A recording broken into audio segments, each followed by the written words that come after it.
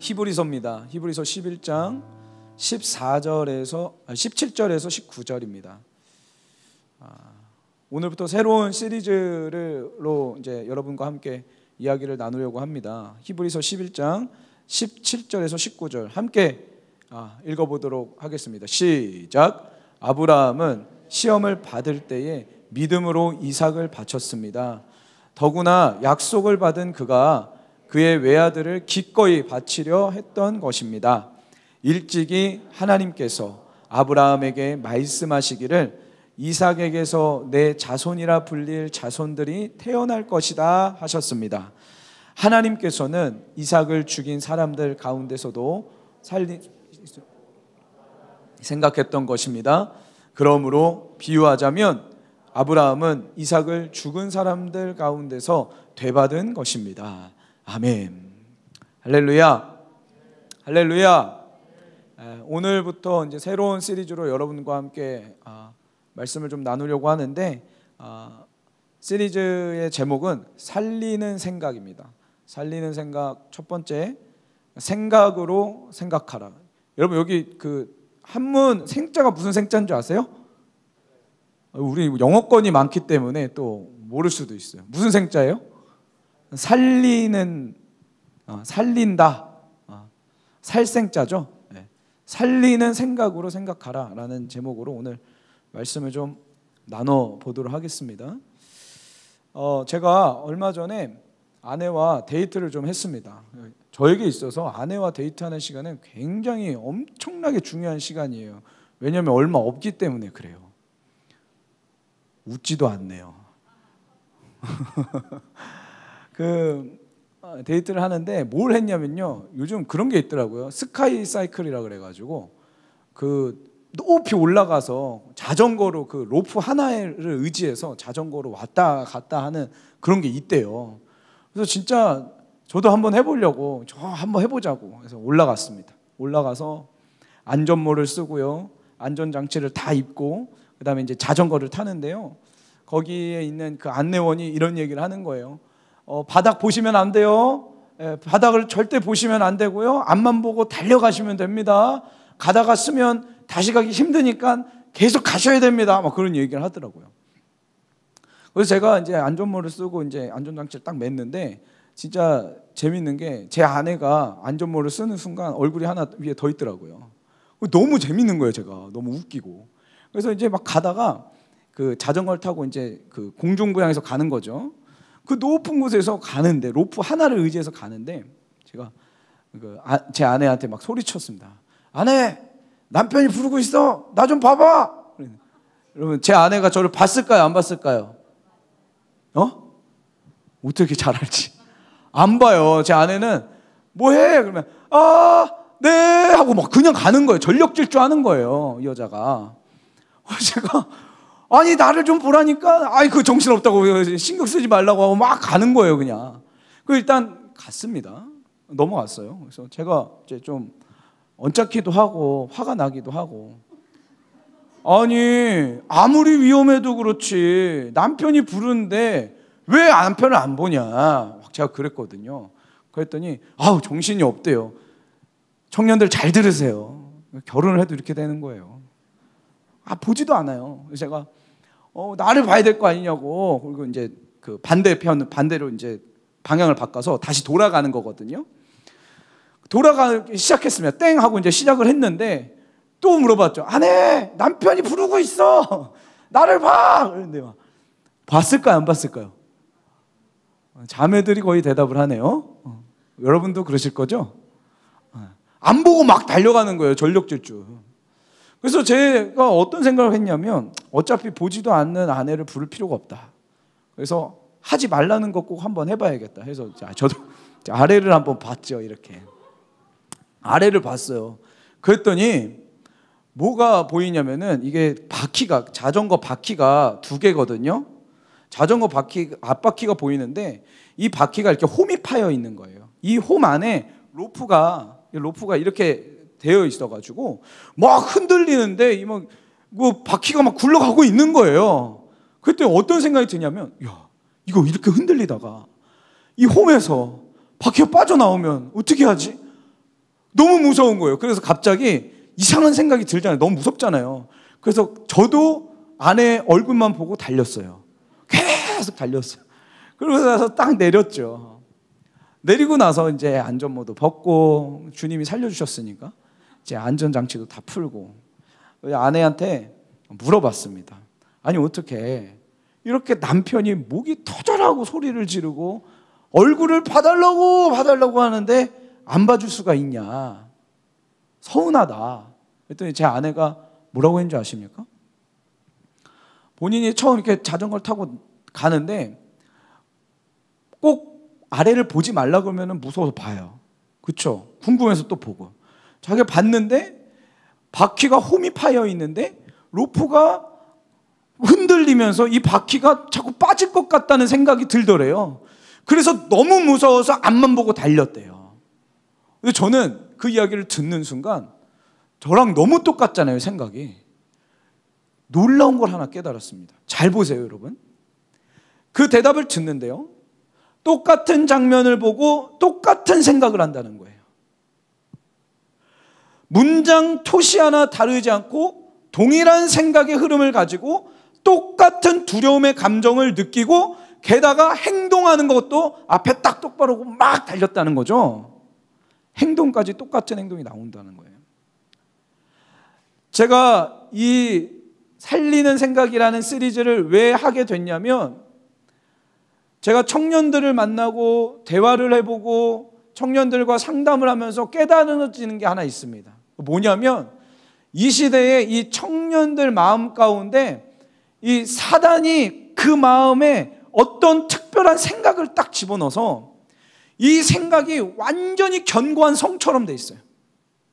이 생각의 진이 얼마나 견고하냐면 아무리 진리를 선포해도 안 들려요. 아무리 복음을 설명해도 안 들려요. 절대 이제는 들으려고 하지도 않더라고요. 자, 예를 들어 볼게요. 하나님이 내 기도 안 들어주실 거야. 이런 생각의 진이 딱 마음에 있는 순간 그 사람 기도가 간절해질까요? 겉으로 기도는 합니다. 하라니까. 그 어느 목사님도, 그 어느 부모님도, 그 어느 리더들도 그 청년에게 네가 기도하는 건 하나님이 안 들어주셔 이런 얘기 한 적이 없어요.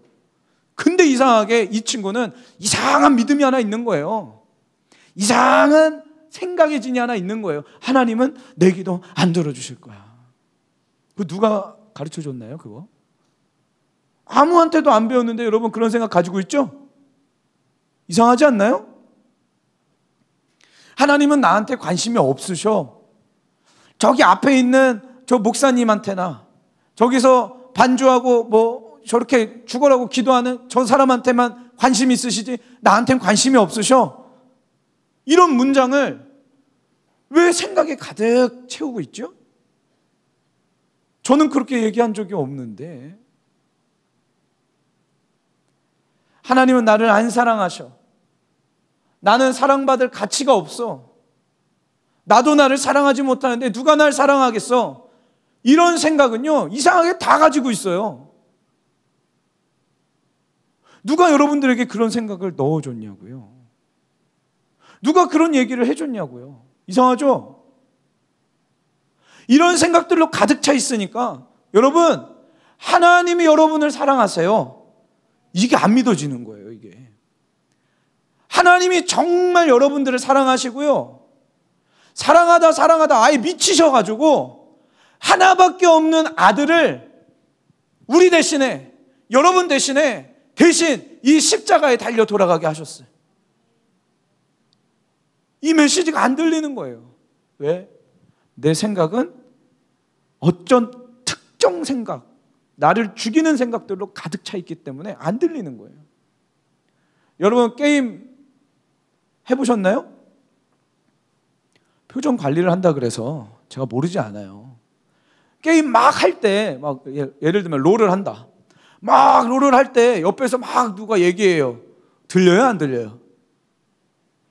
대답을 회피한다 그래서 여러분 제가 현실을 모르지 않습니다. 안 들리잖아요. 내가 그 생각을 계속하고 있으면요, 옆에서 하는 얘기가 안 들리는 거예요. 여러분, 오늘 우리 안에 남아있는 그 사단의 견고한 생각의 진들이 부서지기를 소원합니다. 아멘. 성령님이 여러분 마음 가운데 빛을 비춰주실 때 빨리 그걸 드러내세요. 네. 드러내시라고요. 이거 마음을 드러내셔야 돼. 안 그러면 설교가 안 끝나. 마음을 드러내셔서 정말로 내 안에 어떤 견고한 생각의 진들이 있지? 빨리 찾아내서 그거 부수십시오. 오늘 주님이 그걸 부숴주시고 우리 안에 살리는 생각을 넣어주실 겁니다. 제가 왜 이렇게 생각에 대해서 이야기를 하냐면 생각은 굉장히 중요해요. 오늘 제가 성경 말씀을 통해서 여러분과 함께 좀 이야기를 나눠보려고 하는데, 자, 먼저 창세기 6장을 좀 볼게요. 창세기 6장 5절에서 8절을 한번 읽어볼게요. 자, 큰 목소리 한번 읽어보겠습니다. 시작. 크게.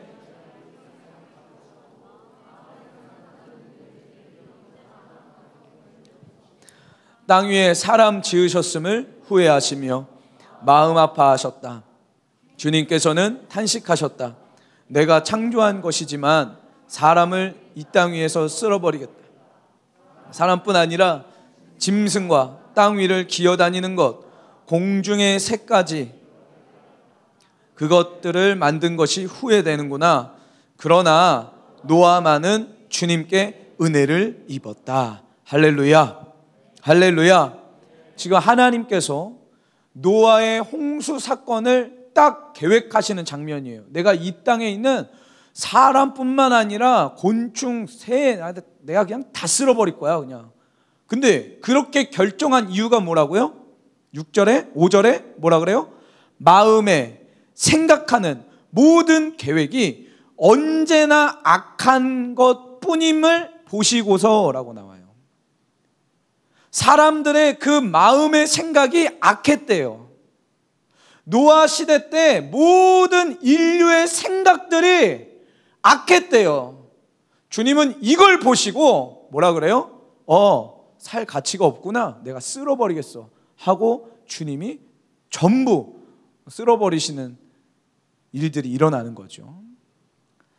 그러나 8절에 뭐라 그럽니까? 노아만은 주님께 은혜를 입었다라고 나옵니다. 이게 무슨 말이에요? 노아는 생각이 악하지 않았다는 거예요.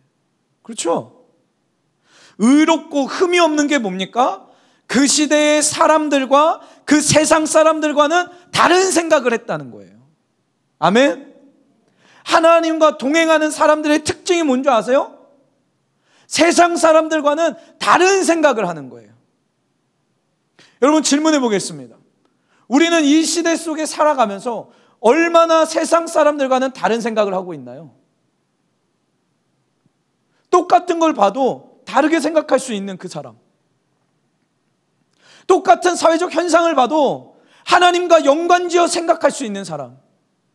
오늘 그 사람이 일어나길 소원합니다. 아멘? 생각의 전쟁에서 여러분 승리하셔야 돼요.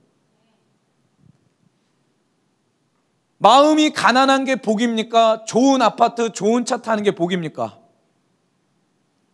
대답을 못하는 이유는 뭐죠?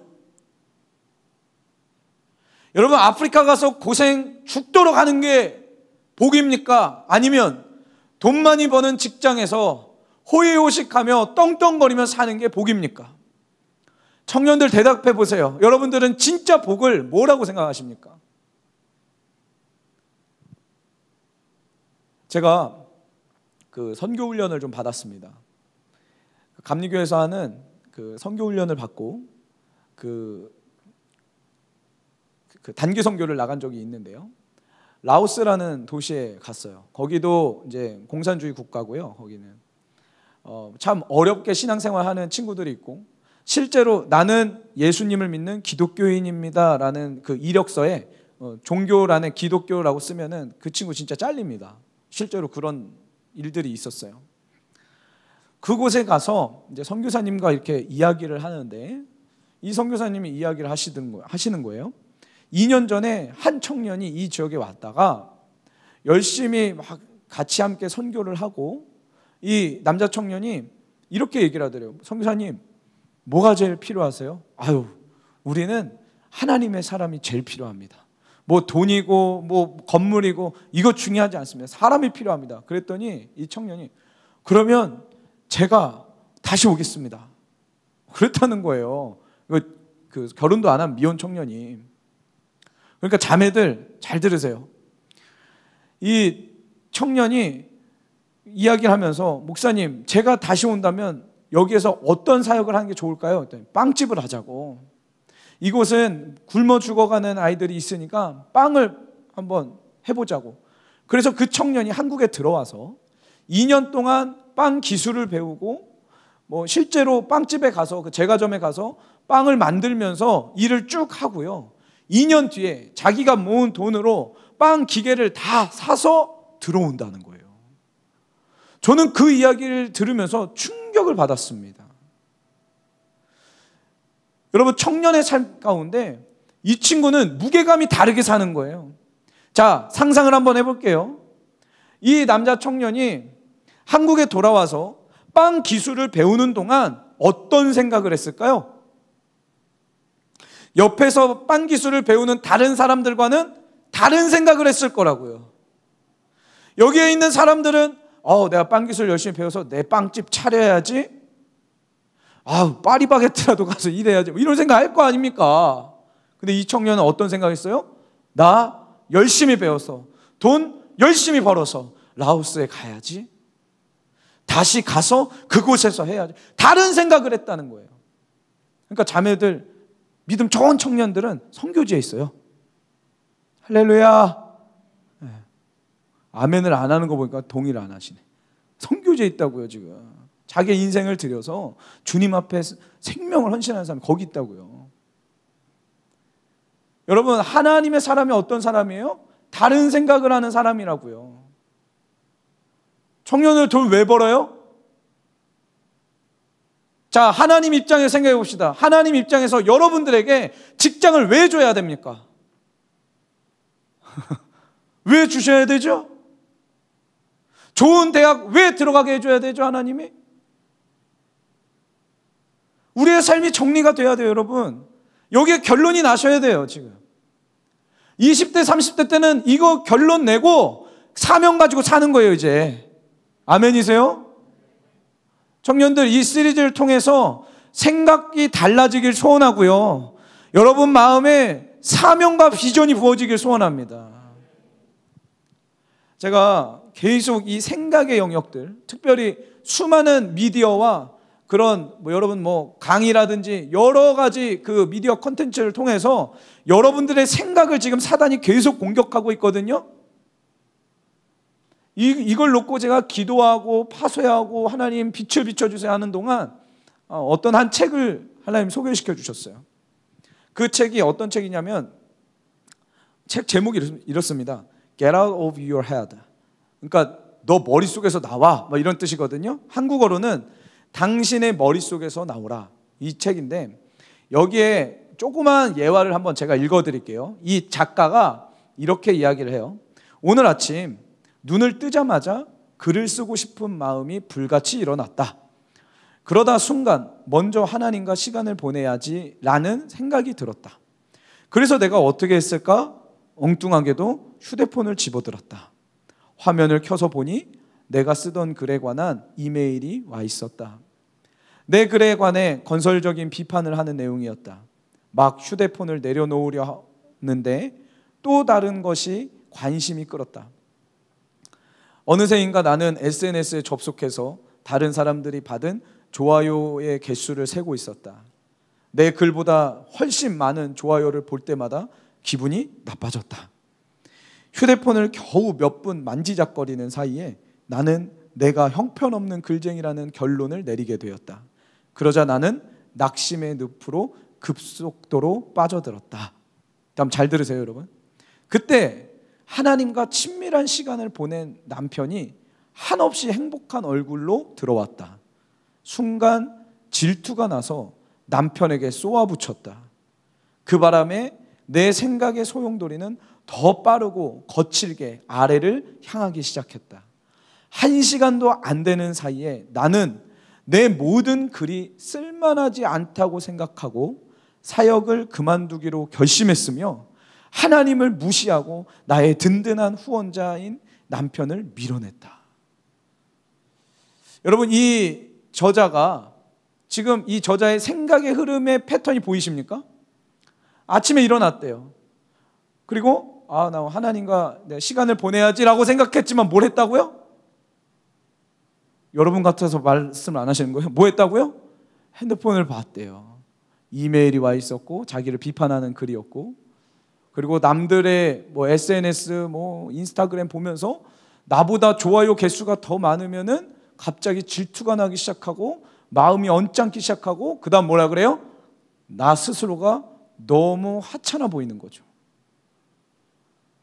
그렇게 감정이, 조그만 생각이 들어왔을 뿐인데 이 생각은 감정을 낳고, 감정이 막 요동질 치니까 남편이 들어와도, 그 은혜 받은 남편이 들어와도 거기에다가 쏘아붙이고 소리 지르고 밀어내기 시작한다는 거예요. 여러분, 이게 우리가 가지고 있는 견고한 생각의 진의 위력이에요. 우리는 안 그렇습니까? 우리도 그렇잖아요, 지금. 우리가 가지고 있는 이 생각의 진은요, 하나님을 믿지 못하게 만들어요. 그리고 나를 아주 쓸데없다고 생각하게 만들어요. 나는 무능한 사람이야. 나는 아무것도 못해. 나는 사랑스럽지가 않아. 나는 무가치해. 나는 할 줄 아는 게 아무것도 없어. 이런 생각에 사로잡혀서 결국에는 사람들과의 관계의 문제를 일으키고 혼자 방 안에 외톨이로 외롭게 살게 만들어 버리더라는 거예요. 잘 들으세요. 생각은 감정을 낳고 그 감정들은 결정을 좌우합니다. 그 결정들은 곧 행동으로 이어지고 행동은 다른 사람과의 관계를 형성하게 돼 있어요. 이해가 되세요? 그러므로 생각을 다스리지 못하면 내 감정을 다스릴 수가 없어요. 내 감정을 다스리지 못하면 제대로 된 결정을 할 수가 없어요. 제대로 된 결정을 못하면 결과적으로 관계 다 깨지고 혼자 고립되고 외톨이 된다고요. 청년들이여 깨달으시길 소원합니다. 아멘. 그래서 고린도후서 10장 5절에는 이렇게 기록이 되어 있습니다. 큰 목소리로 함께 선포하면서 읽어볼게요. 시작.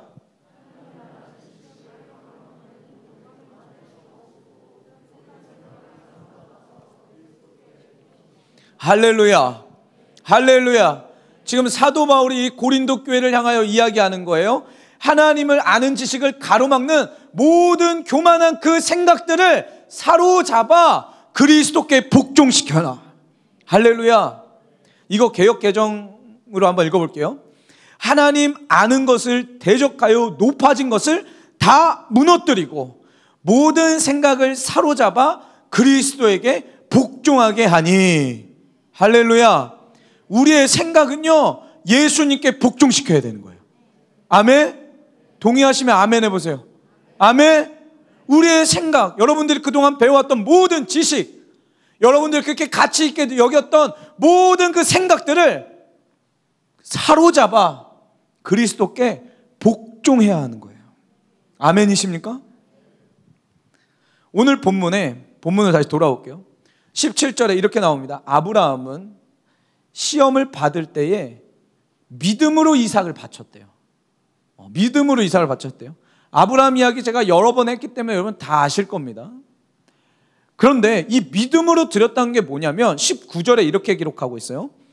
하나님께서는 이삭을 죽은 사람들 가운데서도 되살리실 수 있다고 아브라함은 생각했대요. 자, 아브라함이 자신의 아들을 바치는 그 순간 속에 한 가지 생각을 했습니다. 어떤 생각을 해요? 이삭이 죽더라도 하나님은 우리 이삭을 살려주실 거야 라고 생각을 했대요. 이 생각을 하면서 아브라함이 이삭을 바치는 그것을 17절에 뭐라고 하냐면 믿음으로 이삭을 바쳤다고 기록하고 있는 거예요. 정말 이삭을 살려줄 거라고 믿었을까요? 정말 믿었다고 성경은 기록하고 있어요. 창세기 22장 5절에 보면요, 이 모리아산에 올라가기 전에 아브라함이 종들 둘을 놓고 올라가는 장면인데, 이 종들에게 이렇게 이야기해요. 내가 이 아이와 저리로 가서 예배를 드리고 너희에게로 함께 돌아올 터이니 그동안 너희는 나귀와 함께 여기 기다리고 있거라, 이렇게 얘기하고 아들만 데리고 갑니다. 저는 이 말씀을 보면서 충격을 받은 게 뭐냐면, 함께라는 단어가 마치 의도하듯이 나와요. 나 우리 이삭과 함께 저기 올라가서 예배를 드리고 올 거야. 올 때도 함께 올 거야. 그러니 너희 종 둘은 함께 여기에서 기다려 라고 하고 있다고요. 정말 믿었던 거예요, 아브라함은. 이삭이 살아날 거라고, 하나님이 살려주실 거 진짜 믿었던 거예요. 시작부터 믿었던 거예요. 자, 보세요. 하나님은 이 생각하는 것을 믿었다고 표현하고 계세요. 지금 물어보겠습니다. 여러분 무슨 생각하고 있나요? 여러분 하루를 살아가는 동안 무슨 생각을 하면서 살아가십니까? 지금 예배드리고 있는 이 순간 속에서 어떤 생각을 하고 계세요? 그게 여러분들의 믿음이라고요. 그게 여러분들의 믿음이에요. 아우 지겨워, 아우 지겨워. 그게 여러분들의 믿음인 거예요. 말씀을 들으면서도 하나님 사모합니다. 하나님 말씀해 주십시오. 하나님 나에게 주시는 말씀이지요. 그게 여러분들의 믿음이라고요. 그 생각을 하면 그게 여러분들의 믿음이라는 거예요. 청년들, 아직도 아파트 사는 것이 여러분들의 소원입니까? 내 집 마련하는 게 소원입니까, 여러분? 이 땅에 살면서 집 마련하는 거 아주 중요한 일입니다. 그러나 그것이 우리의 소명과 사명이 되어서는 안 되는 거예요. 아멘이세요? 크게 한번 아멘 해보세요. 아멘이십니까? 예. 아직도 결혼하는 것이 우리의 삶의 목적입니까? 결혼하고 싶을 수는 있습니다. 근데 결혼하는 것이 삶의 목적이십니까?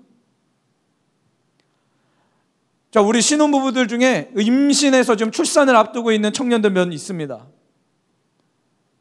제가 권면합니다. 왜 아이를 하나님이 우리 가정에 주셨을까? 이거 확정하셔야 돼요. 이 땅에 살면서 왜 아기를, 그리고 어떻게 키우는 것이 내가 진짜 크리스천의 삶일까? 이거 고민하셔야 된다요, 지금. 아빠가 되고 엄마가 될 우리 청년들, 이거 고민하셔야 돼요. 이거 결론이 나야, 그래야 아기가 나왔을 때 잘 키울 수 있지 않겠어요? 결론이 나도 힘든데 되는 대로 사는 겁니까, 지금? 나는 왜 결혼을 해야 하는지, 나는 왜 가정을 꾸려야 하는지, 나는 왜 돈을 벌고 왜 일을 해야 하는지 아직도 그 사명이 설정되어 있지 않다면 우리는 곧 세상이 주입해주는 그 생각에 침몰되어 나도 모르게 사단이 주는 가치관으로 살아가게 되더라는 겁니다. 아직도 마음이 설레면 같이 잠자고 동거하고 그거 사랑이라고 느껴지십니까? 그거 죄예요. 사랑이 아니라 죄라고요. 정신 차리길 소원합니다. 이 생각에서의 싸움은 보이지 않지만 누구도 피할 수 없는 싸움입니다. 여기 있는 모든 사람들이 지금 생각에서는 엄청난 싸움과 전쟁을 하고 있을 거예요. 그렇죠? 말씀을 들으면서도 이건 아니지, 이건 맞는 것 같아, 너무 말이 센데, 별의별 생각 다 들죠? 그게 전쟁이에요. 지금 생각의 전쟁이라고요. 어떤 사람은 질투와 원한의 생각에 사로잡혀 살고요, 어떤 사람은 성적인 환상이라든지 증오라든지 이런 거에 막 휩싸여 살고, 어떤 사람은 돈, 명예, 주식, 부동산 이런 세상적 가치관에 침몰되어 살아간다고요. 하나님의 백성들이여, 생각을 다스리시길 소원합니다. 아멘. 생각의 전쟁에서 승리하세요. 때가 되면 저한테 연락이 오는 청년이 있습니다. 이 청년은 언제 연락이 자주 오냐면은 그 교회 안에서 이제 거의 1년 동안 그 교회 모든 재정을 결산하면서 막 당회라는 게 있거든요. 감리교는 당회라고 그러고 그랬어요. 지방회, 당회, 연회 이런 게 있는데 모든 교인들한테 재정을 어떻게 썼는지 막 보고하고 막 그럴 때가 있어요. 그러면 사람들이 아니 예배 드릴 때는 이렇게 조용히 있더니 그럼 보고하면은 막 손들고 소리치고 이거 막 질문하고 이거 어떻게 된 거냐고 이거 막 소수점이 안 맞는다 그러고 막 계속 그렇게 컴플레인을 걸거든요. 그러니까 그때가 되면은 저한테 늘 연락하는 청년이 하나 있어요.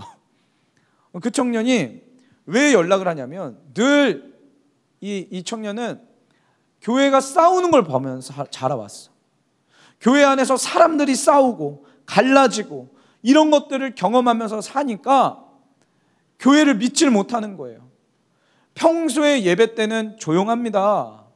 1년 동안 아주 조용히 잘 신앙생활해요. 그런데 그렇게 연회가 있고 당회가 있을 때쯤 되면은 그때쯤 되면은 그 상처가 다시 올라오는지 다시 저한테 막 연락을 해요. 목사님 나 너무 힘들다고. 교회가 이게 어떻게 된 거냐고. 여러분 누구나 때 되면 올라오는 생각들이 있습니다. 그렇죠? 상황과 분위기와 그 여건이 만들어지면은 또 올라와서 나를 갉아먹는 그런 생각들이 있다고요. 나의 삶에 전혀 도움이 안 되는 생각인 줄 알면서도 나도 모르게 인이 박혀가지고 사라지지 않는 그 생각들이 있다고요. 여러분 오늘 이 생각의 영역을 주님께 올려드리시길 소원합니다. 아멘. 하나님 나의 생각을 바꾸어 주십시오. 하나님 내 생각을 바꾸어 주십시오. 여러분 예배가 가장 가치 있는 거예요. 우리의 삶에 예배가 가장 소중한 겁니다. 아멘이세요? 기도하는 게 가장 소중하고요. 여러분 하루를 살아가는 동안 하루의 첫 시간을 큐티로 시작하는 게 가장 중요한 거예요. 아멘. 제가 신앙인으로 크리스찬으로 살다 보니까 아침에 큐티 시간 놓치면은 제 감정이 컨트롤이 안 돼요. 응? 그러지 않아요? 감정이 컨트롤이 안 된다고요. 하나님과 단절된 거 느낌 딱 든다고요. 그러고 하루를 살아가는 거예요. 그러니 짜증과 원망과 분냄만 있죠. 여러분 믿음이 뭐예요? 하나님을 기대하는 거예요.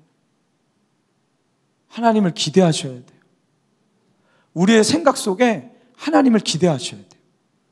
일주일 동안 여러분 하나님을 얼마나 기대하시면서 여기 오셨습니까? 스케줄이 너무 바빠가지고 이거 하고 이거 이러다 오지 않았어요?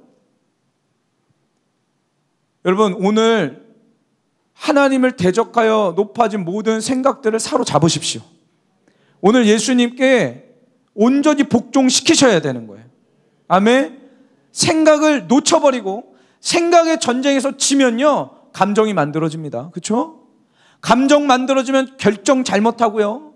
결정 잘못하면 행동이 잘못 나옵니다. 행동 잘못하면 관계 다 깨집니다. 인생 다 깨진다고요. 오늘 우리의 생각의 영역이 주님께로 맞춰지기를 소원합니다.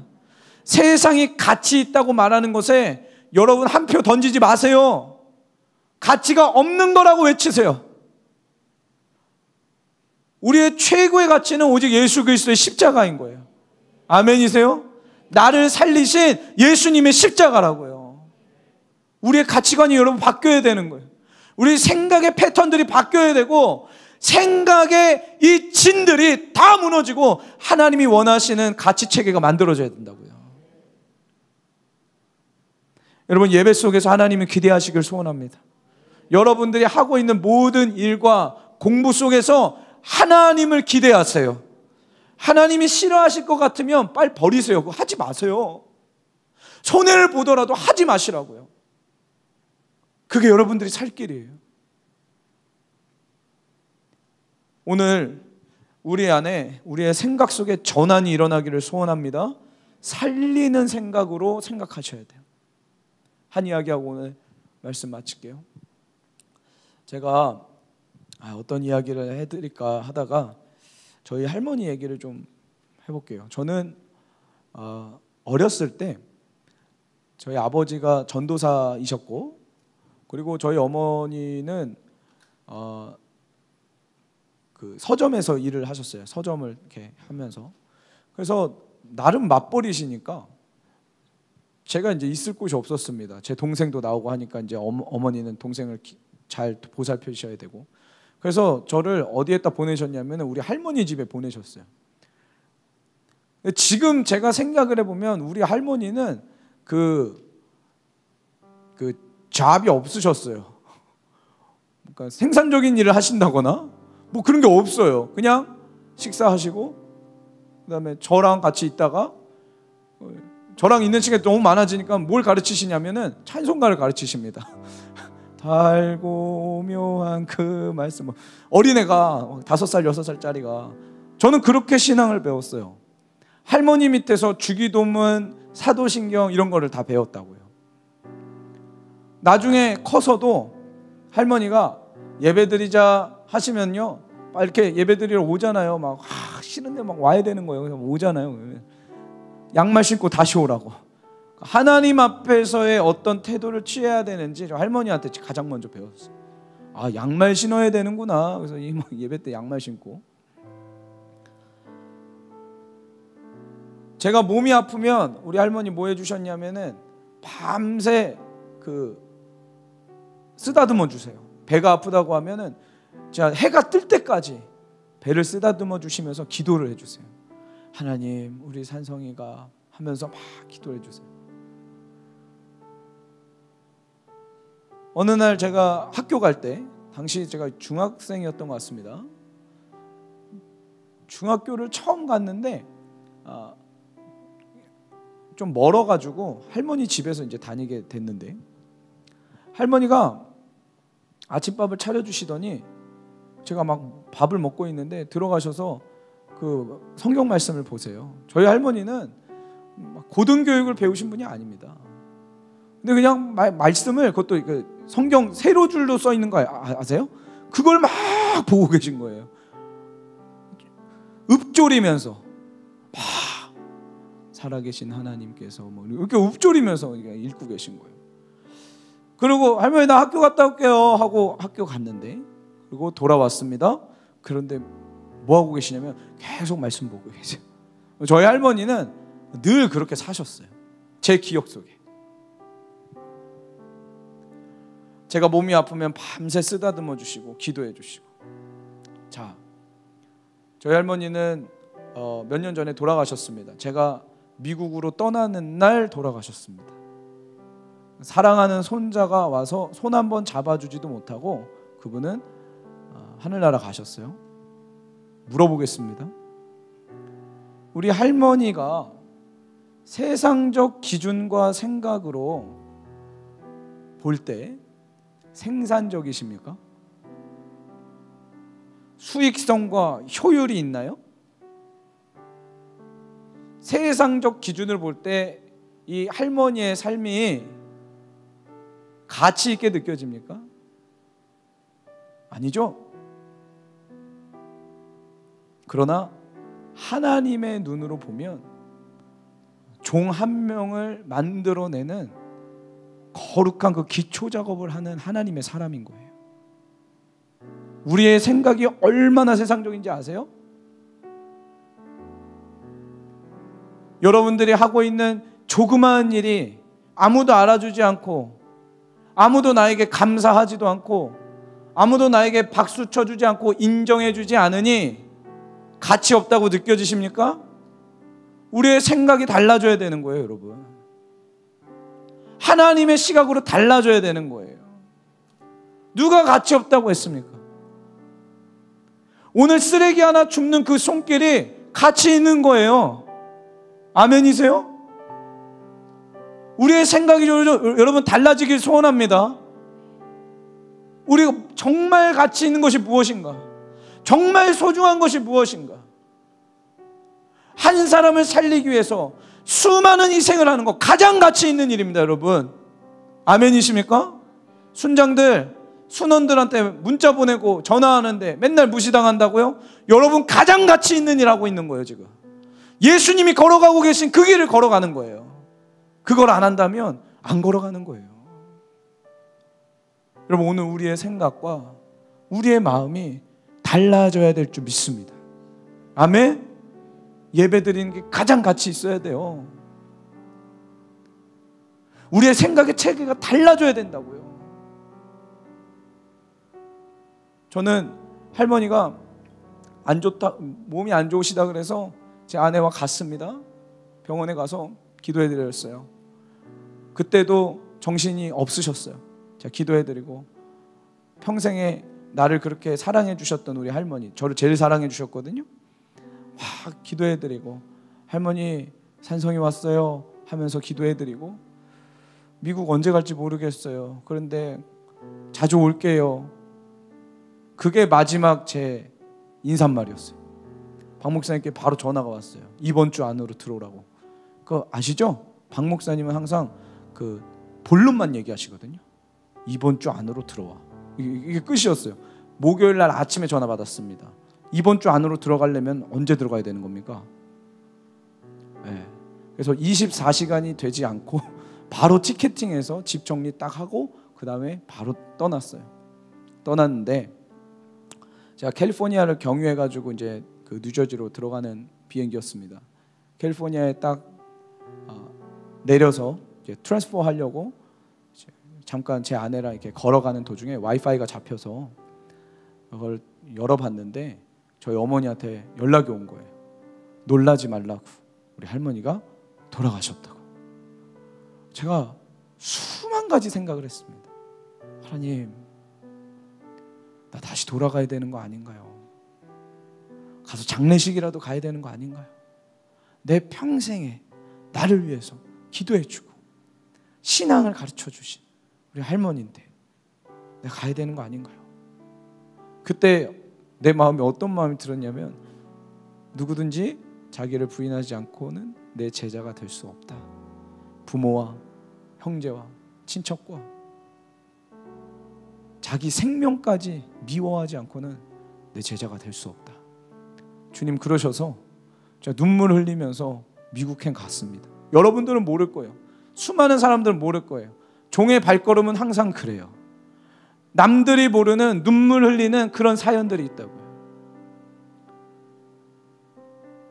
내 가장 사랑하는 내 할머니를 보내면서도 저는 그분한테 가보지도 못하고 종의 길을 그렇게 걸어갔어요. 자, 물어보겠습니다. 그 발걸음이 버릇없는 발걸음입니까? 그렇게 보이십니까, 여러분? 네.